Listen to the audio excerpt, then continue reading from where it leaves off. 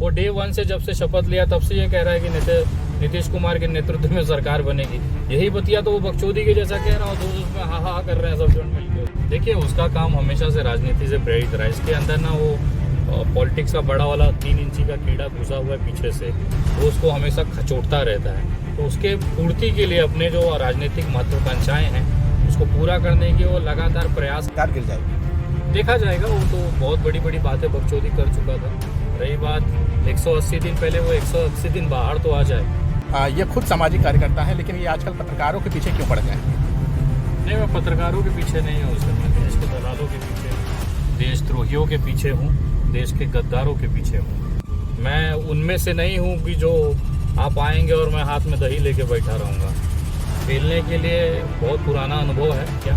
आज विधानसभा में एक नेता नहीं मिला जो मनीष कश्यप के लिए आवाज़ उठा सके, जिसका जिंदगी भर इसने पैर दबाया, हाथ धोया, टट्टे सहलाए, वो आज इसको मुंह पे मूद के चला।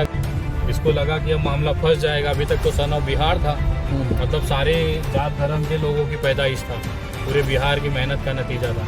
लेकिन जैसे ही गांठ फटने लगी तो वैसे ही अपना एक विशेष जाति का हो गया।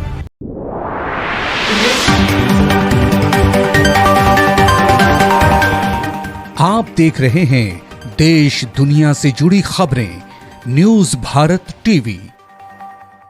नमस्कार साथियों, आज एक बार फिर से हमने चलते चलते पकड़ लिया है विनय दुबे जी को, जो कि मुंबई महाराष्ट्र से हैं। और आज हम इनसे चर्चा करेंगे बिहार में जो अभी घटनाक्रम हुआ है, जिस प्रकार से तमिलनाडु और बिहारियों को लड़ाने की कोशिश की गई, जिसमें कई पत्रकारों को, सामाजिक कार्यकर्ताओं को, कई यूट्यूबरों को पकड़ा गया है और कई लोगों को नोटिस भी दिया गया है।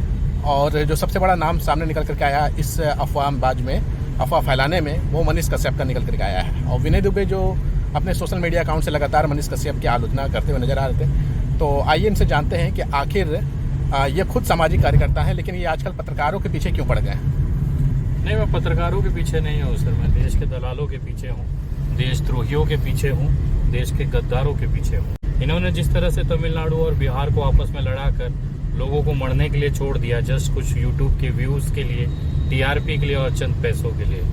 मैं ऐसे लोगों को हमेशा से एक्सपोज करता आया हूँ जो कहीं ना कहीं किसी न कहीं तरीके से इस देश की जो एकता अखंडता को खराब करते हैं।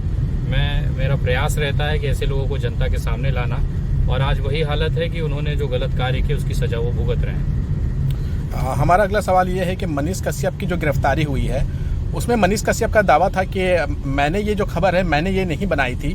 कई अखबार चैनल वालों ने, अखबार वालों ने भी इसे छापा था और कई मेन स्ट्रीम मीडिया चैनल्स ने भी चलाया था। तो गिरफ्तारी का शिकंजा, जो सबसे मजबूत शिकंजा कसा गया है, वो मनीष कश्यप ही क्यों? देखिए, वो जांच का विषय है सर। ये पुलिस, बिहार की पुलिस उसकी जांच कर रही है। अभी जांच मिड में है, मतलब अभी प्रारंभिक स्टेज है। इस पर मैं कुछ बोलूँ ये थोड़ा सा अजीब लगता है। थोड़े दिन जाने दीजिए, इसकी भी जांच। मुझे जहाँ तक जानकारी मिली है, बिहार पुलिस ने उस चीज़ों को भी संज्ञान में लिया है। बिहार पुलिस ने ये भी संज्ञान में लिया है कि इसको कितने पैसे कहाँ से आए हैं। बिहार पुलिस ने ये भी संज्ञान लिया है कि किस किस क्लासेस के लोगों ने, संचालकों ने इसको पैसे दिए और क्यों दिए हैं। ये बहुत सारी चीज़ें हैं जो अभी जांच का विषय है, जिसमें से ये निकल के आएगा। उसको लेकर हम तमाम लोग भी जागरूक हैं और कोशिश है कि जो भी अपडेट आएगी आप तक पहुँचाई जाए। आपने कोचिंग संचालकों का नाम लिया, एक बहुत बड़े चेहरा कह सकते हैं बिहार के, खान सर का भी नाम सामने निकल करके आ रहा है कि वो भी जो है मनीष कश्यप को आर्थिक मदद करते थे। देखिए, वो ये जो चीज़ है ना सर, भी जांच का विषय है। कौन किसको मदद कर रहा है, कितना पैसा आया है, ये एक बार हो जाने दीजिए। थोड़ी सी अभी स्टार्टिंग स्टेज है, इस समय कुछ जल्दी में बोल पाना, ये थोड़ी सी जल्दीबाजी होगी। एक थोड़ा स्टेज आ जाने दीजिए, उसके बाद हम लोग देखते हैं कि क्या करना है। मेरा सवाल ये है कि मनीष कश्यप के जो फॉलोअर्स हैं वो बिहार बंद बुला रहे हैं। अभी 2 दिन पहले भी बुलाया था, हालांकि उसका कोई खास प्रभाव बिहार में देखने को नहीं मिला। अब जो है वो 23-24 को एक बिहार बंद करने का आह्वान कर रहे हैं। इसको आप कैसे देखते हैं? देखिए, मुझे जो दिखाई दे रहा है ना, ये कोई ना कोई एक सांप्रदायिक दंगे की कोशिश की जा रही है। 23 तारीख को क्यों चुना गया? मनीष कश्यप तो बहुत दिन पहले गिरफ्तार हुआ, उसके अगले दिन कर देते, उसके 2 दिन बाद कर लेते, 3 दिन बाद कर देते। लेकिन 23 तारीख को इसके लिए किया जा रहा है क्योंकि रमज़ान का शुरुआत हो रहा है। पहला रोज़े की खरीदारी 23 तारीख को पूरे अल्पसंख्यक विभाग के मेरे भाई जो हैं, मुसलमान भाई हैं, वो करेंगे। तो कहीं ना कहीं मुझे ऐसा अंदेशा ऐसा लग रहा है कि इस मनीष कश्यप के कंधे पर बंदूक रख के केवल मुसलमानों को और बिहार की जो सांप्रदायिक माहौल है उसे खराब करने के लिए ये जो नफरती चिंटू हैं ये सड़कों पे निकलेंगे, मस्जिदों को टारगेट करेंगे, मुसलमानों को टारगेट करेंगे और इनका एकमात्र एजेंडा यही रहेगा।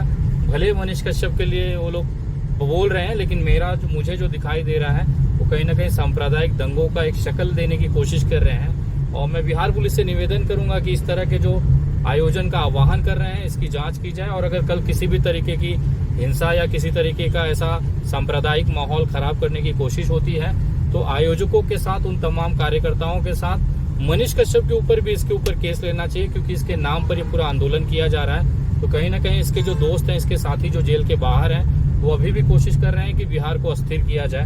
तो बिहार पुलिस और माननीय वहाँ के मुख्यमंत्री से निवेदन है, पुलिस विभाग से निवेदन है, इसकी गंभीरता से इस विषय को लिया जाए और ऐसे लोगों को जो माहौल खराब कर रहे हैं उनकी तुरंत गिरफ्तारी की जाए, और 23 मार्च को कुछ न हो इसके लिए पूरी सतर्कता और व्यवस्था की जाए। मनीष कश्यप जब गिरफ्तार हो रहे थे उससे पहले उन्होंने वीडियो बनाया था और उन्होंने कहा था कि जिस दिन से मेरी गिरफ्तारी होगी उसके बाद 180 दिन में सरकार गिर जाएगी, यानी कि भाजपा की सरकार आ जाएगी या कोई और सरकार आ जाएगी, राजद और जदयू की सरकार गिर जाएगी। देखा जाएगा, वो तो बहुत बड़ी बड़ी बातें बकचोदी कर चुका था। जिसने ये कहा है कि 180 दिन में सरकार गिरा देगी, वो खुद 180 दिन में बाहर आता है कि नहीं, पहले ये आज वो देश का सबसे बड़ा सवाल है।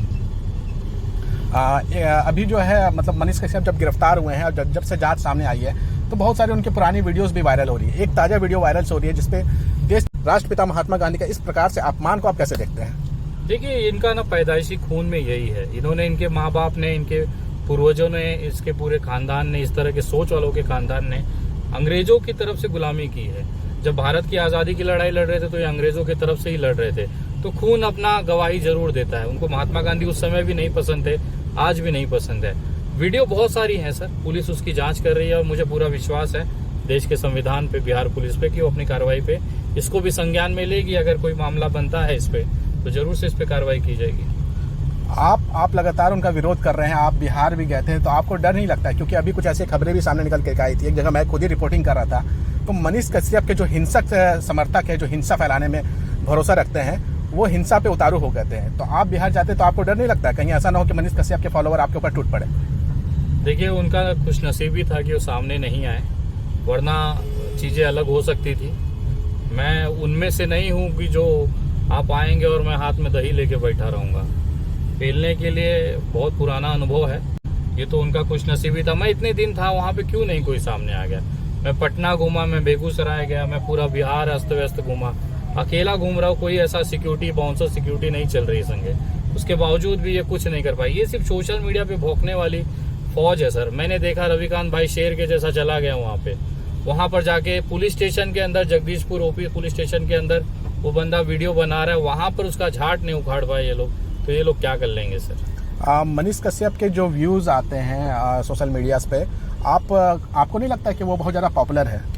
नहीं, पॉपुलर नहीं है सर। नोएडा की एक कंपनी है, कॉर्पोरेट कंपनी, जिसको महीने का एक तयशुदा अमाउंट वो देता है ताकि उसके पेज को प्रमोट किया जा सके, व्यूज़ लाई जाए। ये आर्टिफिशियल होती है, और जहाँ तक मेरी जानकारी आई है कि उसमें बहुत सारे आरएसएस और जो राइट विंगर हैं उनके यूट्यूब चैनल को वो कंपनी प्रमोट करती है।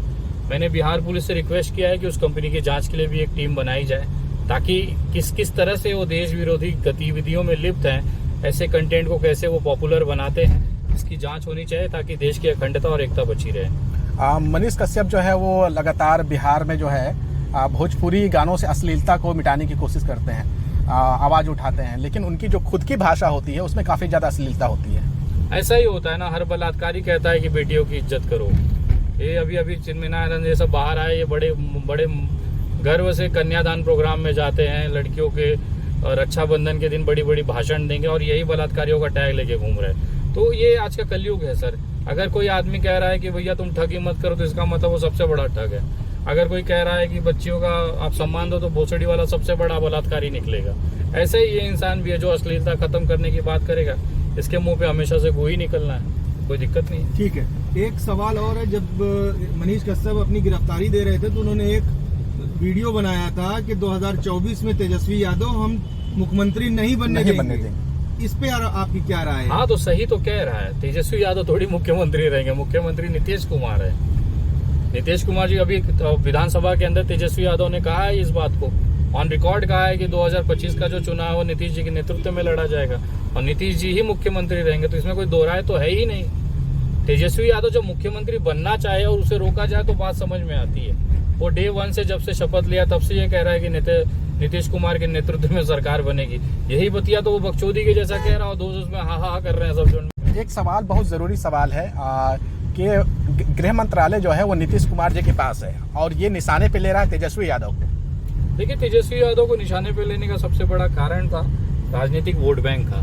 जो ओबीसी वोट बैंक जो बीजेपी चाहती है वो कहीं ना कहीं तेजस्वी के पास है और तेजस्वी को टारगेट करने का एक कारण था कि उसे उसकी जो काबिलियत है उस पर अटैक करना था। आपने देखा होगा बार बार मनीष कश्यप उसको 9वीं फेल और कमजोर है, कुछ नहीं कर सकते, मुख्यमंत्री नहीं। ये कहीं ना कहीं एक प्रपोजल ये चलाया जा रहा था कि कहीं ना कहीं तेजस्वी यादव जो है वो कमजोर है, उसको लेकर ये चीजें चल रही थी। तो ये एक माहौल तैयार करने की कोशिश थी कि जैसे राहुल गांधी को पप्पू बना दिया गया एक तरह से कि पप्पू है, इस तरह से इसी तरह तेजस्वी का माहौल था ताकि ओबीसी को ये लगे कि हमारा जो नेता है वो कमजोर है, हमें भाजपा में जाना चाहिए। तो लेकिन ये प्रपोजल जो था, ये प्रोपोगेंडा था, ये फेल हो चुका है। लोगों को अकलियत समझ में आ गई है और इसी का ये भुगतान भुगत रहा है जेल के अंदर। मनीष कश्यप जो है वो चुनाव लड़ भी चुके हैं इससे पहले, तो क्या लगता है कि उसके मन में पत्रकारिता का कीड़ा था या राजनीतिक कीड़ा था? क्योंकि कई बार खबरें ऐसे सामने निकल कर आई है कि वो मुस्लिमों को मारते थे और प्रो राइट विंगर की तरह वीडियो बना देते हैं। देखिए, उसका काम हमेशा से राजनीति से प्रेरित रहा है। इसके अंदर ना वो पॉलिटिक्स का बड़ा वाला 3 इंची का कीड़ा घुसा हुआ है पीछे से, वो उसको हमेशा खचोटता रहता है। तो उसके पूर्ति के लिए अपने जो राजनीतिक महत्वाकांक्षाएं हैं उसको पूरा करने की वो लगातार प्रयास करता रहा। ये ऐसा नहीं कि सच तक जो चैनल आके कर रहा है ऐसे, इससे पहले भी उसने सारी चीजें की है। हिंदू मुसलमान कॉलेज के टाइम से ये कर रहा है। उसको ये था कि कहीं ना कहीं हमको भारतीय जनता पार्टी जैसी पार्टी हमें नेता बना देगी।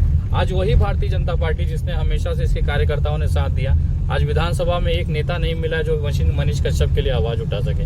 जिसका जिंदगी भर इसने पैर दबाया, हाथ धोया, टट्टे सहलाए, वो आज इसको मुंह पे मूद के चला गया। आज कोई इसके लिए खड़ा नहीं। भारतीय जनता पार्टी का अगर आप कार्यकर्ता देखो तो कोई भी रिस्क लेने को तैयार नहीं है। उसको पता है मनीष कश्यप के चक्कर में हम भी रेले जाएंगे। मनीष कश्यप जो है गिरफ्तारी से पहले एक वीडियो में ये भी कह रहे हैं कि उनकी गलती है कि वो एक खास जाति में पैदा हो गए हैं। तो क्या इसके जरिए वो जातिवादी भी करने की कोशिश कर रहा है? दूसरी तरफ वो तेजस्वी यादव को भी टारगेट कर रहा है और उनको भी एक जाति जोड़ रहा है। तो ये जाति की राजनीति वो क्यों कर रहा है? पूरा बिहार का जो असली राजनीतिक केंद्र है वो जाति है। इसको लगा कि अब मामला फंस जाएगा। अभी तक तो सन ऑफ बिहार था, मतलब सारे जात धर्म के लोगों की पैदाइश था, पूरे बिहार की मेहनत का नतीजा था। लेकिन जैसे ही गांठ फटने लगी तो वैसे ही ये अपना एक विशेष जाति का हो गया। लोगों को बताने लगा कि देखो मैं ये हूँ, इसके लिए मुझे टारगेट किया जा रहा है। तो भैया पहले बोल देते कि नहीं, सिर्फ मुझे मेरे जाति वाले ही सपोर्ट करें। यादव का ही अपना सोचो, उन यादवों का क्या होगा जो इसका सपोर्ट कर रहे थे। वो तो देख रहे हैं कि यार ये तो साला अपने जात की बात करने लग गया। जो दलित भाई उसको सपोर्ट कर रहे थे एक बिहारी के नाते, वो भी सोचने में पड़ गए कि यार ये तो अब अपनी जाति का बात होने लग गया। वो विजय सिन्हा करके जो विपक्ष के नेता हैं, वो विपक्ष के दल के नेता हैं, उनका भी यही बयान था कि वो हमारे जाति का है जिसकी वजह से उसको टारगेट। तो भाई वो सब अपनी जाति देख रहे हैं तो उसमें बिहार को समझना चाहिए, बिहारियों को समझना चाहिए। ये पूरा खेला एक्चुअल जातियों का ही है। वो आपके लिए काम नहीं कर रहा था, अपने जाति के लिए काम कर रहा था, जिसकी वजह से आपका केवल इस्तेमाल अपनी पॉपुलैरिटी के लिए, क्या कमाई करने के लिए। आज उसने भी आप लोगों को ठग के किनारे करके आज जेल में जाके बैठा है। हमारा सवाल ये है कि जिस प्रकार से मीडिया कवरेज इसको मिल रहा है, और लोग भी गिरफ्तार हुए हैं और लोगों को भी नोटिस गई है, लेकिन और लोगों को उतना मीडिया कवरेज नहीं मिल रहा है। तो मनीष कश्यप को इतना मीडिया कवरेज क्यों दिया जा रहा है? मेन स्ट्रीम मीडिया चैनल पर इसको लेकर चर्चा हुई है। इस पे कपिल मिश्रा ने भी एक ट्वीट किया है, तो आखिर क्या वजह है? देखिए, कारण एक ही है कि जब तक मनीष कश्यप रहा है अपने चैनल को लेकर, माइक लेके जो 500 रुपये का एक होता है ना, पहले हथियार होता था बंदूक, आजकल माइक से सब वसूली हो रही है। तो वो जिस तरह से उसने लोगों को परेशान किया है, जिस तरह से प्रशासन को परेशान किया है, जिस तरह से उसने लोगों से उगाही की है, तो तमाम लोग अब खुलकर विरोध कर रहे हैं सर। यही कारण है कि मनीष कश्यप को वो टारगेट इसके लिए किया जा रहा है क्योंकि उसने जो अत मचाया था ना, होता है ना किसी का पाप का घड़ा भरना होता है, आज इसके पाप का घड़ा भरा है। आज ये चीज वो भुगत रहा है। इसने जो अपने 10 साल के करियर में बोया था ना, नफरत, जहर, लोगों को ठगी, धोखा, आज यही उसको साथ वापस उसको मिल रहा है। तो कहीं ना कहीं ये ईश्वर का एक बोलते हैं ना, लाठी में आवाज नहीं होती, वही हालत इसके साथ है। और यही एकमात्र कारण है। जिस तरह से इसने एक जाति को दूसरे जाति को लड़ाया, राजनीतिक महत्वाकांक्षाएं करने के लिए गलत गलत चीज़ों को दिखाया, मतलब डॉक्टरेट फ्रॉड चीज़ों को दिखाया, एक होता है ना आर्टिफिशियल वेव तैयार करने की कोशिश की। तो ये सारा खामियाजा जो है ये भुगत रहा है आज बिहार में। मनीष कश्यप तो बोलते हैं कि हमने कुछ नहीं किया है, हमने तो केवल ट्वीट किया था, मैंने थोड़ी वो वीडियो अरे तो जब कुछ किया नहीं था तो भागा क्यों भाई?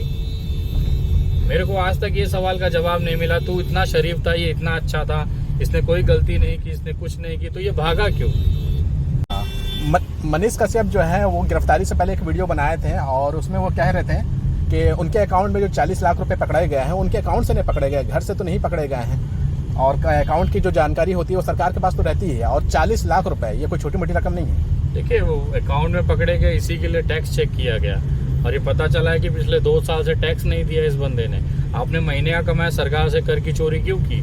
जो आदमी भ्रष्टाचार की बात कर रहा था वो खुद ITR डिफॉल्टर है, 2 साल से उसने इनकम टैक्स नहीं भरा। जिस कंपनी के नाम पे इसका चैनल चल रहा है उस कंपनी ने बैलेंस शीट नहीं जमा करी। भैया आप कानून के दायरे में रह के काम करोगे ना, आप चोरी करोगे बोलेगे हमारे अकाउंट में, आपके अकाउंट में 1 रुपया अवैध पकड़ा गया तो भी वो गलत है। 40 लाख 42 लाख तो बहुत बड़ी अमाउंट है। अगर आप इतने ही जेन्यून है, आपको लग रहा है गलत नहीं है, तो उस 40-42 लाख का सोर्स रख दो। ये 1 लाख रुपए की जो डायरी में एंट्री है कि खान सर के क्लासेस से 1 लाख रुपया आया, वो किस चीज के लिए आया था? उसकी रसीद आपने क्यों नहीं दी? उसकी GST आपने क्यों नहीं भरी? चोरी की है इसके लिए तो आपको गिरफ्तार किया गया। आर्थिक अपराध शाखा का काम होता है कि जिस तरह के आर्थिक के जो गड़बड़ियां हैं देश के अंदर, जो गलत तरीके से काला धन कमाया जाता है, उसको रोक दिया जाए। आपको क्या लगता है कि जिस प्रकार से बिहार पुलिस इसे एक्शन ले रही है और बिहार पुलिस एक्शन ले लेगी, इनके ऊपर कार्रवाई हो जाएगी, तो क्या तमिलनाडु पुलिस जो है या तमिलनाडु सरकार, तमिलनाडु प्रशासन जो है वो हल्के में ले लेगी, जाने देगी, या फिर अगला कार्रवाई जो है तमिलनाडु शासन के द्वारा होगा? मैं आपको अपडेट दे दूं इस जानकारी के मामले में। इसके ऊपर कुल 2 FIR हैं बिहार के अंदर। FIR number 3 2013 economic offence unit, FIR number 4 2013 economic offence unit. ये अलग अलग 2 केसेस हैं जिसमें पहले 14 दिन की रिमांड दोनों ये लोग लेंगे। इसके बाद भी तमिलनाडु जाएगा, वहाँ पर भी मुझे सुनने में आया कि 12-13 केसेस हैं, जिसमें से कुछ केसेस में ये वांटेड है। वहाँ पे भी जानकारी उसकी भी अभी निकाल रहे हैं हम लोग FIR की कॉपीज, तो उसमें भी इसकी जांच की जाएगी, सतर्कता की जाएगी। पूरी जांच निकलने के बाद ये पता चलेगा कि आखिर इसमें खेला क्या हुआ है। तो अभी बहुत लंबा समय इसको रहना है, 14 दिन तो एक केस के अंदर आप समझिए है। उसके बाद बेतिया में जो फरारी का केस था जिसमें कुर्की हुई थी, उसमें भी इसकी अभी इसमें रिमांड लेना है, उसके बाद पूछताछ होनी है। तो एक लंबा वक्त अभी जो है, मैंने जो कहा पहले, जो मनीष कश्यप ने कहा था 180 दिन, तो मुझे लगता है 180 दिन ये में निकलने वाले नहीं है। मनीष कश्यप जो है उनके बारे में जो खबरें सामने निकल कर आई है मीडिया सोर्सेज के जरिए कि उन्होंने प्रशासन के ऊपर भी हमला किया, कुछ पुलिस वालों के भी ऊपर हमला किया। एकदम FIR है बेतिया नगर पुलिस स्टेशन में, जहां पर फरियादी खुद वहां के SHO रहे हैं श्रीराम सिंह। इनके ऊपर एक अध्यापक टीचर के घर पे हमला करने, रास्ता रोकने में जब ये गए थे उसे छुड़ाने के लिए, तो इनके लोगों ने उनके ऊपर भी पत्थरबाजी की थी, जानलेवा हमला किया था, जिसके बाद इनके ऊपर केस दर्ज है। एक और मझौलिया थाना है जिसमें कि 307 की धाराएं लगी हैं, मतलब हत्या का प्रयास का उन्होंने काम किया था। रेलवे संपत्ति को इन्होंने क्षति पहुंचाई, बेतिया रेलवे कोर्ट में मामला चल रहा है। तो ऐसे केसेस हैं जो एक सामान्य नागरिक आंदोलन के तौर पे नहीं करता है। मैं अगर आंदोलन कर रहा हूं तो मैं सरकारी संपत्ति को क्षति नहीं पहुंचाऊंगा, मैं किसी पुलिस अधिकारी को नहीं हाथ उठाऊंगा या उसको हत्या करने का प्रयास नहीं करूंगा। तो ये आपने व्यक्तिगत दुश्मनी, एक अंदर की खींच निकालने के लिए, एक आपराधिक प्रवृत्ति का जो गुस्सा होता है एक आदमी पे निकालने का प्रयास किया है। ये आंदोलन का नाम देकर उसे बचना चाह रहा है, लेकिन क्रिमिनल केसेस हैं, इस पे कार्रवाई जरूर होगी, इस पे मुझे पूरा विश्वास है। आप जो है लगातार मीडिया कर्मियों को बाइट्स देते रहते हैं, इंटरव्यू देते रहते हैं, आपने किसी पत्रकार के बारे में ऐसा सुना है कि जो सामने वाले के ऊपर हमला कर दे? इसके तो कई ऐसे वीडियोस सामने निकल कर अरे पगला है सर, इसकी एक्चुअली मानसिक स्थिति सही नहीं है। मैं जहाँ तक इसके गाँव से इनके लोगों से बात किया तो इसका ये कहना था कि बचपन में ना जब ये गोटी वोटी खेलता था ना, तो जब हारने लगता था तो चड्डी निकाल के जमीन पे पैर रगड़ रगड़ के रोने लगता था। तो ये उस तरह का थोड़ा सा इसकी मानसिक स्थिति ना थोड़ी सी डिस्टर्ब है। तो अब वो बड़ा हो गया तो थोड़ी बड़ी हरकतें करता है, माइक से मार देगा, किसी को गरिया देगा, किसी को धक्का देगा। तो ये सब चीजें एक मानसिक रोगी का दिखाता है। मैं तो कहता हूँ कि प्रशासन पहले इसके ना मानसिक रोगी का इलाज कराए, ताकि जब ये जेल से बाहर आए तो एक अच्छा इंसान बन के आए। इनके जो सपोर्टर्स है वो कहते हैं कि अभी मनीष कश्यप के ऊपर जितना बोलना है बोल लो, जिस दिन मनीष कश्यप बाहर निकल करके आएंगे अपने विरोधियों को चुन चुन करके देख लेंगे। अबे लुल ले लो लुल, मनीष कश्यप क्या, मनीष कश्यप का पूरा खानदान भी आ गया ना। मैं चाहता हूँ वो बाहर आए, अभी तो हमारा तो पुलिस प्रशासनिक हिसाब है ना भाई साहब, अभी हमारा हिसाब बाकी। मैं तो इंतजार कर रहा हूँ कि किस दिन वो बाहर आएगा। बाहर आएंगे तो क्या करेंगे? बाहर आएगा तो उसको गुलाब का फूल देके आई लव यू बोलेंगे। अच्छा, आई लव यू बोलेंगे? उसकी गांड में वो गुलाब का फूल ना धसा देंगे एकदम अंदर तक। ये आए तो सही। एक आखिरी सवाल हम आपसे लेते हैं कि मनीष कश्यप अपनी गिरफ्तारी से पहले जो वीडियो बनाया था उसमें वो बराबर सफाई देते नजर आते हैं। जिस प्रकार से उन्होंने मुसलमानों को टारगेट किया वो तो छुपा हुआ नहीं है, लेकिन जब सफाई देना रहता है तो केवल 2 केस के बारे में बताते हैं कि मैंने हजारों कॉन्ट्रैक्टर, हिंदू कॉन्ट्रैक्टर्स के खिलाफ वीडियो बनाया, लेकिन जैसे ही मैंने एक मुस्लिम कॉन्ट्रैक्टर के खिलाफ बना दिया वीडियो, तमाम मुस्लिम समाज मेरे खिलाफ हो गया। अरे छोटा है साला। अगर सफाई कौन देता है सर? जिसने चोरी की होती है, जिसने कुछ गलत किया। भैया मैं काहे सफाई देने जाऊं किसी को जब मेरा कुछ गलत है नहीं? तुम मानो, तुमको क्या मानना है? आदमी सफाई दे रहा है, इसका मतलब कहीं ना कहीं जब धुआं निकलता है तो कहीं ना कहीं आग लगी होती है सर, और आग इसके पिछवाड़े लगी और धुआं चौचक निकल रहा है। तो इसी के लिए बार बार वो वीडियो बनाकर अपने आप को एकदम पाक पवित्र दिखाने की कोशिश करता है। आप बिहार की जनता को क्या कहना चाहेंगे? बिहार की जनता को यही कहना चाहूंगा, इस तरह के ठगों से दूर रहें। थोड़ा सा माहौल बनाकर अपना मार्केटिंग करना और लोगों को बेवकूफ़ बनाकर पैसे उगाही करना, ये बहुत पुराना धंधा है बिहार के उन लोगों का जो पत्रकारिता के नाम पर वसूली करते हैं। मनीष कश्यप के सामने आने से ये चीज़ खुल के आ गई है। ऐसे लोगों से सावधान रहे, अपने थोड़ा दिमाग का प्रयास करें सर। ये आदमी ने आवाज़ उठाया लेकिन रिजल्ट क्या दिया? जिसके लिए अभी यूनिवर्सिटी में जाके बोल रहा था कि एग्जाम टाइम पे नहीं होता है, तो उसके लिए प्रयास क्या किया? कभी आपने सोचा है? सिर्फ एक वीडियो बनाकर अपना 1 मिलियन 2 मिलियन करके पैसा कमाया, थोड़ा सा वाहवाही कराया, लेकिन रिजल्ट 0 है सर। आज तक मनीष कश्यप का एक काम ऐसा बना दीजिए जिसको क्लोज किया है इसने। सिर्फ जनता को बेवकूफ़ बना के ठगना और पैसे का अपने अय्याशी के लिए इस्तेमाल करना। मनीष कश्यप अपने वीडियो में ये भी दावा किया है कि उसके वजह से करीब 100 लोगों को रोजगार मिला। 100 लोग जो है 4 व्हीलर से चलने लगे हैं। हाँ तो बराबर होगा, अभी इतना ठगी किया तो सबको 100 4 व्हीलर दिलाया होगा। अब वो तो जांच करना चाहिए 100 लोग कौन है भाई जो इसके नाम के 100 मतलब इसके साथ में रहते 4 व्हीलर पे कमा लिए। ऐसा कौन सा धंधा ये लोग कर रहे हैं 100 लोगों को 4 व्हीलर दिला दिया? ये तो अच्छी पॉइंट बताई कि बिहार पुलिस इस पे ध्यान दे। कैसे कौन से 100 लोग हैं जिसको 4 व्हीलर दे के भाई साहब चलवा रहे हैं? उसका पैसा कहाँ से आया? सोर्स क्या है? क्या ये उस ठगी के पैसे को वहाँ पे डंप तो नहीं किया गया है? इस पर आप क्या कहना चाहेंगे? क्वेश्चन और इस पर आप क्या कहना चाहेंगे? जिस प्रकार से जो लोग हैं पत्रकारिता को बदनाम करते हैं और एक माइक उठा करके पत्रकार बन जाते हैं, ना तो उनके पास पत्रकारिता की डिग्री होती है ना कुछ होता है। चूतिए हैं सर, लेकिन क्या करें, लोगों का मनोरंजन हो रहा है, लोग इंगेज हैं। कम पढ़े लिखे लोग हैं जिनको नहीं पता होता है कि जर्नलिज्म में सर्टिफिकेशन क्या होता है, क्या चीज़ें होती हैं। तो ठीक है, ये भी अपना तामझाम करके पेट पाल ले तो इसमें कोई गलत नहीं है।